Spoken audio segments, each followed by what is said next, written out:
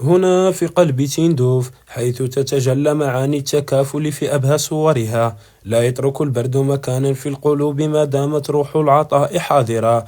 هنا تخطو جمعية كافل اليتيم خطواتها الثابتة، لا لتوزع المساعدات فحسب، بل لتزرع الأمل في أزقة المدينة وبين جدران البيوت البسيطة. في إطار الحملة الوطنية لجمعية كافل اليتيم، من بينها تحت شعار سنة بالخير، من بينها مكتب ولاية تندوف في كافل اليتيم. الحمد لله وفقنا الله، وفق أهل الإحسان والخير الذين سخرهم لإدخال السرور على قلوب الأيتام والأرامل.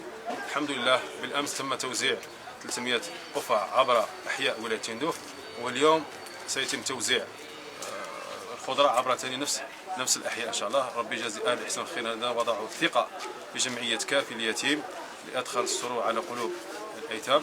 ثقتهم كنز لنا، ربي يتقبل منهم ومنكم صالح الأعمال، والقادم إن شاء الله أحسن. مع إشراقة كل شهر فضيل، تتحول خلية النحل في مقر الجمعية إلى ملحمة من العطاء. قفة رمضان ليست مجرد طرد غذائي، بل هي رسالة حب من محسن إلى يتيم، تؤكد أن الجسد الواحد ليس شعارا، بل واقعا يعيشه أهل تندوف الكرام. بسم الله الرحمن الرحيم، اللهم صل وسلم. هذه المواد الغذائيه تاع كافل اليتيم راهي ماشيه المعشر ان شاء الله، راهي خيرات تاع ربي ما شاء الله. يعني بين 41 عنصر يعني من المواد الغذائيه لصالح الارامل ديال المناسب وحاسي خبر.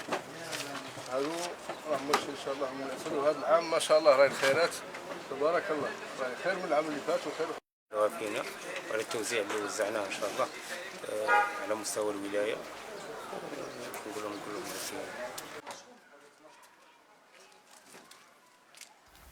خلف كل قفة حكاية صبر، وخلف كل ثوب قصة أمل. جمعية كافل اليتيم تندوف تثبت يوما بعد يوم أن الخير في أمتنا باق، ما باق فينا نبض، فكن أنت جزءا من الحكاية، كن يدا تكفل وقلبا يرحم.